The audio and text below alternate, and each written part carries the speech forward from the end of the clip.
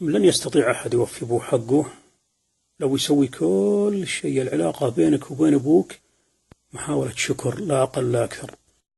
إذا قلت لي كيف، أقول لو أن واحد تبرع لك لا قدر الله بكلية ولا عين ولا جزء من كبد، فإنك ترى أن معروفه هذا لا يمكن تطويقه.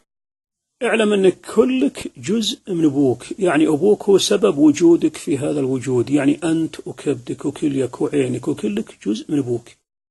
ثم حط بحسابك أنه من يوم كنت بالمهدي لأن صار عمرك بس 26 و27، وأبوك ينفق عليك ويربيك ويعلمك فنون الحياة ويخاف عليك ويذهب بك إلى الطبيب وينظفك ويحملك، وكل هذا ممنون. بل حتى بعد ما صار لك أولاد وصار لك بيت وصار لك وانفردت بحياتك عنه، صار يقلق عليك من أشياء كثيرة وقد لا تعلم بها. إذا جيت لبيتك وحصلتها الشيخ العجوز جالس ومطرق ورأيت الدنيا قد أكلت من وجهه وشربت، اعلم أن كل عوامل التعرية الموجودة، تقشيعة وجهه وشيب شعره وإطراقة عينه، أنها كلها بسبب طلب الرزق والخوف عليك أنت وأخوك. فإذا أنت أمرت وحطيت لأبوك سواق يوديه للمسجد، وحطيت له سيارة يركبها أبوك مع السواق، أو وديته أنت، أو عطيت أبوك مصروف شهري، أو قمت بلازمات أبوك، أو نظفت أبوك إذا كان خرف، أو ساعدته في كل شيء، لا تقعد تمنن. تراك إذا أنت سويت الأشياء هذه 5 سنين 7 سنين 10 سنين 15 سنة، ترى العود سواه لك 25 سنة. لماذا حنا نتكاثر المعروف من الناس؟ إذا سووا لنا شيء قلنا والله يا فلان معروف طوق رقبتي، وهاللي معروفه سنوات عشرات السنوات ننساه.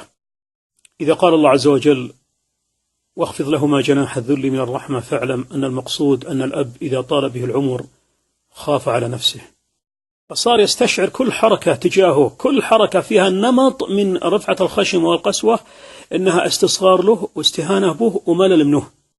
ولذلك تعامل مع أبوك بأقصى درجات التودد، ترى حساس. لو بغيت تعطي أبوك شيء، تهدي لأبوك شيء، تمد له مصروف، لا تقول دوك يبوه، قل يبوه شفن هناك راح خذهن، قل له شفن بغرفك، شفن بالتجوري، شفن على الدالوب. لأن أخذة الابن من أبوه معزه، وأخذة الأب من ابنه فيها نمط من المذلة لأنها انتكاس. وبعدين إذا بغيت تسافر بأبوك ولا تعتمر به ولا تروح ولا تجيبه ولا تكشت به، لا تقول يبوه ترى نبي نمشي باتر يعني قرار صادر، لا قل يبوه متى ودك نمشي. وإذا صار عندك مناسبة وحضر الرجاجيل وحضر أبوك، لا تقول اقلطوا يا جماعة وقلط سم يبوه، لا، راح اهمس بإذنه وخليه يشوف العشاء وخليه هو يقول اقلطوا. ولا منهم قضوا الجماعة وقالوا أنعم الله عليك، قل أنعم الله على أبوي، وخلي أبوك هو اللي يرد. ترى حقيقة هذا كله لأبوك. ولا جلست عند أبوك اترك الرد على الجوال، واترك اللعب بالواتس، واترك تقريب المقاطع، واترك مناظر وجهه ناظر رجليه، ولا منه غلط لا ترد عليه. إلى غلط قل نعم يبوه صدقت، لكن وش رأيك لو أنه كذا؟ ترى هو يدري بس ما بك تجابه، هو أنت أمس قاعدين يلعبك ولا ترد عليه. وترى أبوك يحب أنك تمدح جماعة وربعه وخياه الأولين، لا تهثلهم عنده.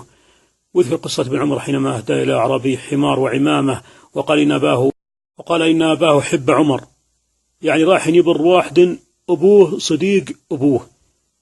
حنا الواحد يعق أبوه وصديق أبوه للأسف.